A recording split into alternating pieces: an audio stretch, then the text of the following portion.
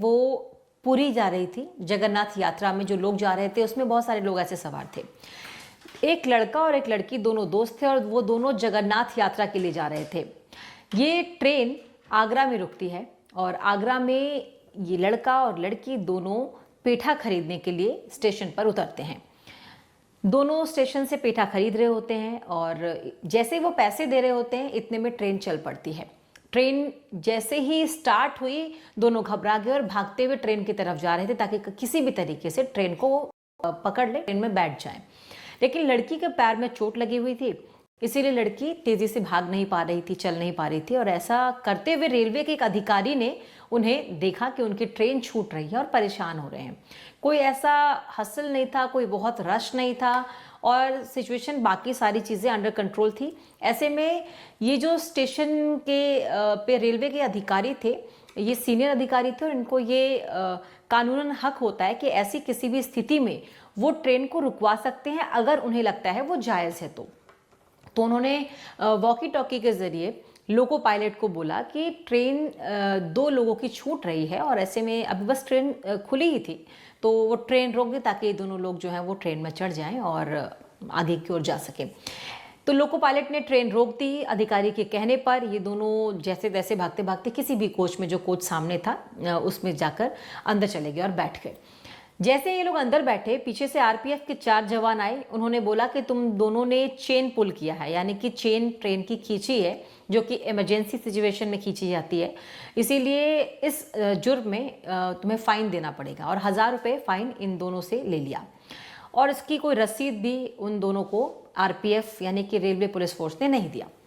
अब आरपीएफ के जवान सिर्फ इतना ही यहीं पर नहीं रुके, उन्होंने इन दोनों दोस्तों को ट्रेन से नीचे उतार लिया। वो ट्रेन निकल गई, चली गई। उसके बाद उन्हें थाने ले जाने लगे, लेकिन स्टेशन पर वो अधिकारी उस समय भी मौजूद थे। उन्होंने देखा कि ये फिर से परेशान हो रहे हैं तो उन्होंने बोला कि इन्होंने ट्रेन की चेन नहीं पुल की है, इन दोनों ने ट्रेन की चेन नहीं खींची है।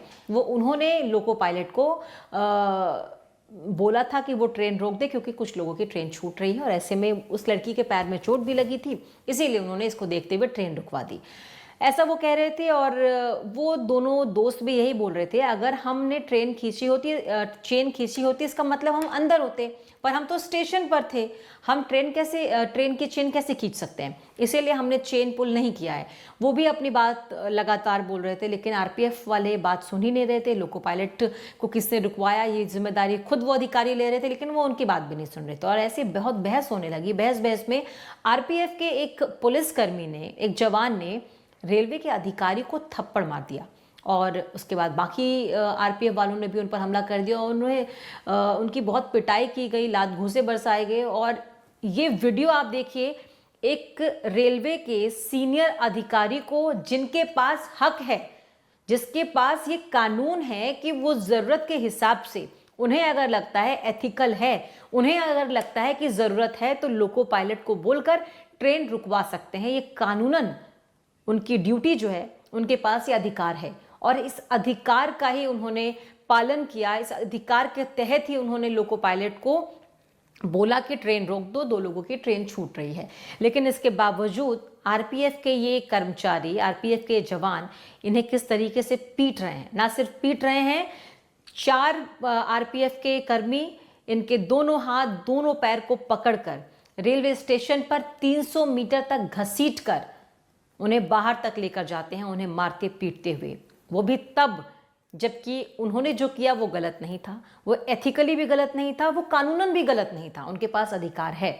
और वो भी तब जब इन चारों आरपीएफ के कर्मी से सीनियर हैं ये रेलवे के अधिकारी। उसके बाद जो वहाँ पर यात्री थे उन्होंने इस पूरे घटनाक्रम का वीडियो बना लिया और ये वीडियो बहुत ज़्यादा वायरल हो गया। आपने भी ये वीडियो ज़रूर देखा होगा जिसमें आरपीएफ के जवान हैं वो रेलवे के अधिकारी को लगातार पीट रहे हैं, उन्हें घसीटते हुए स्टेशन से बाहर लेकर जा रहे हैं। और उसके बाद ये जो लड़की यात्रा कर रही थी उसका भी बयान सामने आया कि उन्होंने ट्रेन नहीं खींची थी, बल्कि उन अधिकारी ने रेलवे के उनकी मदद की थी, जिसके बाद उनके साथ इस तरीके का व्यवहार किया गया। अब जब ये पूरा मामला बहुत ज़्यादा वायरल हो गया है, ये वीडियो वायरल हो गया है, रेलवे पुलिस फोर्स, आरपीएफ और दूसरी तरफ रेलवे के अधिकारी जो हैं वो दो गुटों में बंट गए हैं और आरपीएफ के खिलाफ रेलवे के सभी कर्मचारियों का गुस्सा फूट पड़ा है। बहुत सारे स्टेशन पर जो है वो प्रदर्शन कर रहे हैं। जिन अधिकारी के साथ ये मारपीट हुई है उनकी पत्नी कह रही है कि अगर उनके पति के साथ ऐसी हरकत करने वालों को सजा नहीं मिली, उन पर कोई एक्शन नहीं लिया गया तो वो अपनी जान दे देंगी। वो ऐसा अपने पति के साथ होते हुए नहीं देख सकती। इन अधिकारी की बहन जो है वो रेलवे की पटरी पर कूद गई, बोला कि कोई ट्रेन की आवाजाही नहीं होने देंगे जब तक कि कोई एक्शन नहीं लिया जाएगा। और इसके बाद से पूरा मामला जो है वो बहुत ज़्यादा वायरल हो गया है। अब आप ये समझिए कि किसके पास क्या अधिकार है, कौन सीनियर है, कौन जूनियर है और इस पूरे मामले में कितना सही कितना गलत हुआ है। एक बार ये पूरा घटनाक्रम जानिए। रविवार की सुबह 11 बजे प्लेटफॉर्म नंबर 1 से अमृतसर से हीराकुंड एक्सप्रेस ट्रेन आई थी और इसी दौरान ये महिला नीचे उतरी थी और इसके साथ इनका दोस्त भी उतरा था और उसके बाद ये पूरा घटनाक्रम हुआ। स्टेशन पर डिप्टी स्टेशन सुपरिटेंडेंट यानी कि DSS नरेंद्र चाहर, जिन्होंने महिला की मदद की और जिनके साथ मारपीट हुई, और उसके बाद DSS नरेंद्र चाहर का जब विरोध किया गया, उनके साथ मारपीट की गई। देखिए किस तरीके से घसीट रहे हैं ये आरपीएफ के जवान उन्हें और कैसी मारपीट की नौबत आई है। आरपीएफ जवान ने अपने साथियों को और भी बुला लिया था और DSS नरेंद्र चाहर को पकड़कर आगे की तरफ ले गए थे। उन्होंने विरोध किया तो जमीन पर गिरा दिया, घसीटते हुए ले गए, 300 मीटर तक घसीटा था। और इस दौरान जब उनका मेडिकल भी कराया गया तो पता चला मेडिकल में कि उनके बाएं कान का पर्दा फट गया है, यानी कि कितना नुकसान उनको हुआ है, चोट उन्हें लगी है। और ये तो बताने की भी ज़रूरत नहीं है किस तरीके से उनके साथ दुर्व्यवहार किया गया, वो भी उनसे जूनियर अफसर के द्वारा। और इसका पूरा वीडियो जो है वो आप देख सकते हैं। गलत कर रहे आप लोग। आप गाली दे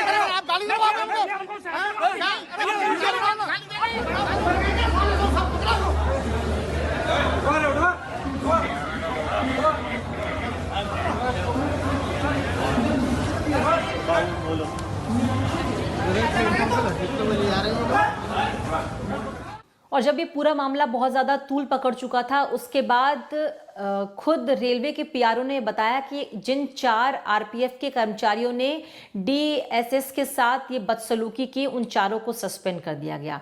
3 सदस्यीय कमेटी जो बनाई गई है उन्होंने इस पूरे मामले की जांच की और उन चारों को सस्पेंड किया गया है।